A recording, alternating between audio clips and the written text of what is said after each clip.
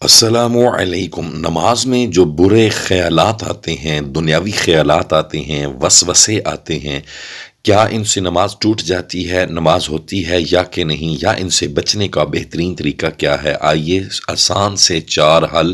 سماعت فرمائیں۔ نمبر 1، سب سے پہلے جب آپ نماز شروع کرنے لگیں، دو زانو ہو کر بائیں طرف منہ کر کے 3 بار تھو تھو کریں، جس میں سے تھوک بھی نہ نکلے، آواز بھی پیدا نہ ہو اور کسی کو خلل بھی نہ ملے، اور اس کے بعد آپ استغفر اللہ الذی اور لا حول ولا قوت الا باللہ پڑھیں تو انشاءاللہ شیطانی وسوسوں سے بچت رہے گی۔ دوسرا، جب آپ نماز پڑھنے لگیں تو آپ اعوذ باللہ، بسم اللہ، سورہ فاتحہ اور سورتیں سبحان ربی العظیم، سبحان ربی الاعلیٰ اور التحیات تمام تر نماز ترجمے کے ساتھ یاد کریں، تاکہ آپ کو پتہ ہو ہم اللہ سے ہم کلام ہو رہے ہیں، کیا عرضی پیش کر رہے ہیں۔ جب آپ کا ترجمے پر دھیان ہوگا تو انشاءاللہ شیطانی وسوسوں اور برے خیالات سے، دنیاوی خیالات سے بچت ہوگی۔ تیسرا حل یہ ہے کہ آپ جب نماز میں قیام کی حالت میں کھڑے ہوں تو آپ کی نظر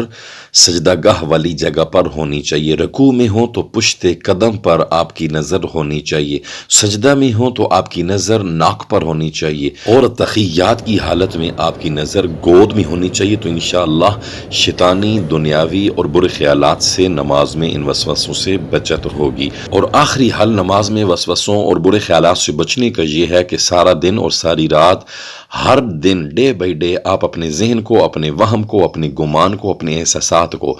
دنیاوی وسوسوں اور شیطانی سوچوں، ٹی وی، ڈرامہ، فلمیں، گانے، باجوں سے محفوظ رکھیں گے، تو اس طرح آپ کا دل اور دماغ میں جب اللہ کی یاد ہوگی تو انشاءاللہ نماز میں وسوسے اور برے خیالات نہیں آئیں گے۔ اگر ہمارے دل و دماغ میں دنیاوی کاروبار یا ڈرامے اور فلمیں، ان کے خیالات بسے ہوئے ہوں گے تو نماز میں انہی خیالات کی چکی پستی ہوئی نظر آئے گی۔ پرہیز کریں اور ان چیزوں سے بچیں۔